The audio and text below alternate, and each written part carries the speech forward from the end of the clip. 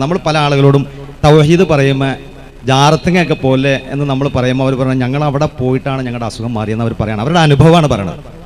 മറ്റുള്ള അന്യമതസ്ഥരായ ആളുകളുടെ അടുത്ത് പറയുമ്പോൾ ഞങ്ങൾ അവിടെ പോയിട്ടൊരു ദർശനം നടത്തിയപ്പോഴാണ് ഞങ്ങൾക്ക് ഞങ്ങളുടെ പ്രയാസങ്ങൾ മാറിയത്, മക്കളുണ്ടായത്. അത് എല്ലാ വിഭാഗം ആളുകളും പറയുന്നുണ്ട്. ഇവിടെ നമ്മൾക്ക് കൊടുക്കാൻ പറ്റിയ മറുപടി എന്താണ്? കാരണം ഇവരെല്ലാം അവരുടെ അനുഭവങ്ങളാണ് പറയുന്നത്. ഞങ്ങൾക്ക് രോഗം മാറി, അല്ലെങ്കിൽ അവിടെ പോയിട്ട് ഞങ്ങൾക്ക് കിട്ടിയ മോനാണ്, അതുകൊണ്ടാണ് ഇവൻ ഇബ്രാഹിം ബാദുഷ എന്ന് ഞങ്ങൾ പേരിട്ടതെന്ന് പറയുന്ന മാതാപിതാക്കൾ വരെ ഉണ്ട്. അപ്പോൾ ഇതിന് തൗഹീദുമായിട്ട് നമ്മൾ ബന്ധപ്പെട്ട് സംസാരിക്കുമ്പോൾ എന്ത് മറുപടിയാണ് അതിന് കൊടുക്കേണ്ടത്? ലോകക്രമം അതാണ്. അതുകൊണ്ട് രോഗം നൽകുന്നവൻ സട്ടാവാണ്, രോഗം സുഖപ്പെടുത്തുന്നവനും സട്ടാവാണ്. പിന്നെ എങ്ങനെ ദർഗയിൽ പോയിട്ട് പ്രാർത്ഥിച്ച് രോഗം മാറി? എങ്ങനെ ആൾ ദൈവങ്ങളെ മുന്നിൽ ചെന്ന് അവൻ നൽകുന്ന ഭസ്മങ്ങൾ കൊണ്ട്, അവൻ നൽകുന്ന ആശീർവാദം കൊണ്ട്, അവർ നൽകുന്ന ഒരു വാക്ക് കൊണ്ട്, അവന്റെ ഒരു സ്പർശനം കൊണ്ട്, അവന്റെ ഒരു നോട്ടം കൊണ്ട് എങ്ങനെ രോഗം സുഖപ്പെട്ടു? ആളുകൾ എന്നും ചോദിക്കുന്ന ചോദ്യമാണത്. പലരും പറയും അവിടെ പോയിട്ടാണ് സന്താനം ഉണ്ടായത്, അവിടെ പോയിട്ടാണ് രോഗം സുഖപ്പെട്ടത്. ആ തങ്ങളുടെ വാക്ക് കൊണ്ടാണ്, ആ ആൾ ദൈവത്തിന്റെ ഇടപെടൽ കൊണ്ടാണ്, ആ ബാബയുടെ, ആ അമ്മയുടെ, ആ ബീവിയുടെ, ആ സിദ്ധന്റെ, ആ ഷെയ്ഖിന്റെ, ആ ഹോജയുടെ, ആ ദർഗയുടെ കാര്യങ്ങൾ കൊണ്ടാണ് എന്റെ പ്രശ്നങ്ങൾക്ക് പരിഹാരമായത്. ഒന്നാമതായി മനസ്സിലാക്കേണ്ടത് ഒരാൾക്കും അങ്ങനെ ഇടപെടാൻ കഴിയില്ല എന്ന അടിസ്ഥാന തത്വമാണ്.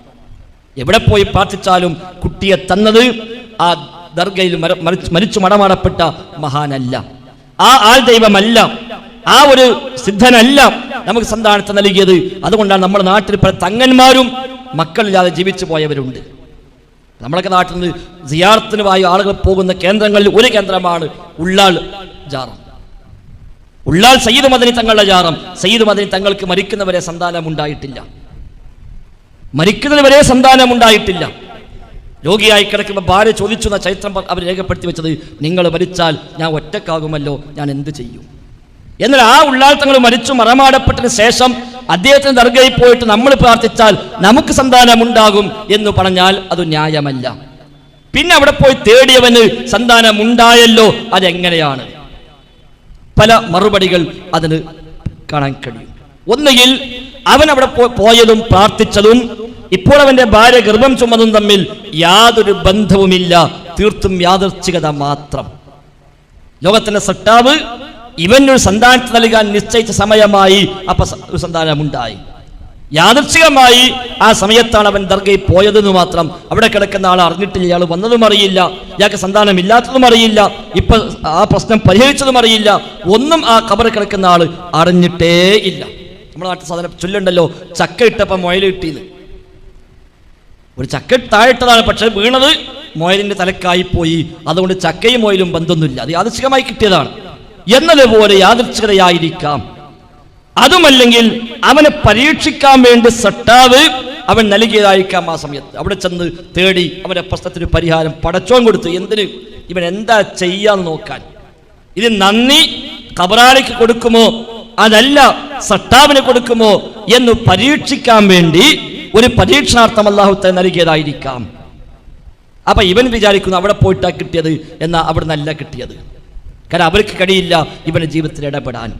ഇനി പൈശാചികമായ ചില രോഗങ്ങളാണെങ്കിലോ ഒരു പക്ഷെ പൈശാചിക കേന്ദ്രങ്ങളിലേക്ക് എത്തിച്ചെന്നാൽ പിശാച് സന്തോഷമായി അപ്പോൾ അവൻ ഉണ്ടാക്കുന്ന ശർറുകളെ തൽക്കാലം അവൻ നിർത്തിവെക്കും. അപ്പൊ രോഗം സുഖപ്പെട്ടതായി ഇവന് അനുഭവപ്പെടും. അങ്ങനെയുമാകാം.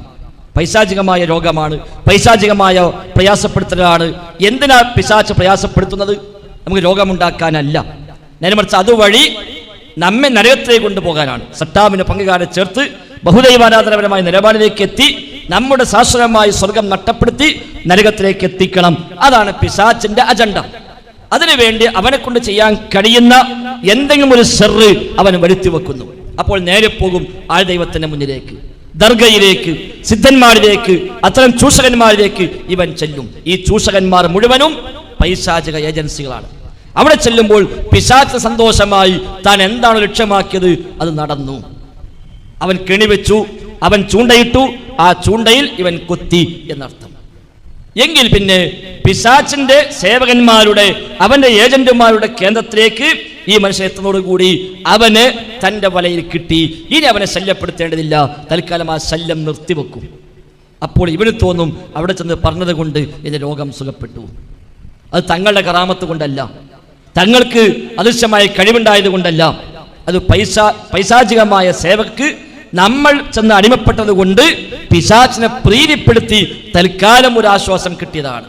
അത്തരം രോഗങ്ങളിൽ എവിടെയൊക്കെ ആശ്വാസം കിട്ടിയോ അത്തരം ആളുകൾ നമ്മൾ ഫോളോ ചെയ്താൽ മനസ്സിലാകും സ്ഥിരമായി ആ രോഗങ്ങൾക്ക് പരിഹാരം ഉണ്ടാകാറില്ല.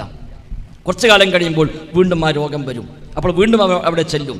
അങ്ങനെ ഇടയ്ക്കിടയ്ക്കിടയ്ക്ക് അവിടെ ചെന്ന് അവിടുത്തെ നിത്യസന്ദർശനായി ഇവൻ മാറും.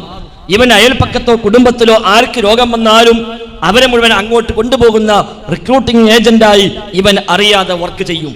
അങ്ങനെ ഇവൻ ഉപയോഗപ്പെടുത്തി ആ നാട്ടിൽ നല്ലൊരു ശതമാനം ആളുകളെ ശിർക്കിന്റെ ബഹുദൈവാരാധനപരമായ നിലപാടിലേക്ക് കൊണ്ടുചെല്ലുകയും അതുവഴി ശിർക്കിനവിടെ ഒരു വിശ്വാസ്യത ഉണ്ടാക്കിയെടുക്കുകയും ചെയ്യാനുള്ള പൈശാചികമായ പ്രവർത്തനങ്ങളുടെ ഭാഗമായാണ് അത്തരം ചില കാര്യങ്ങൾ നടക്കുന്നത് എന്ന് നമ്മളതുമായി ബന്ധപ്പെട്ട് മനസ്സിലാക്കുക.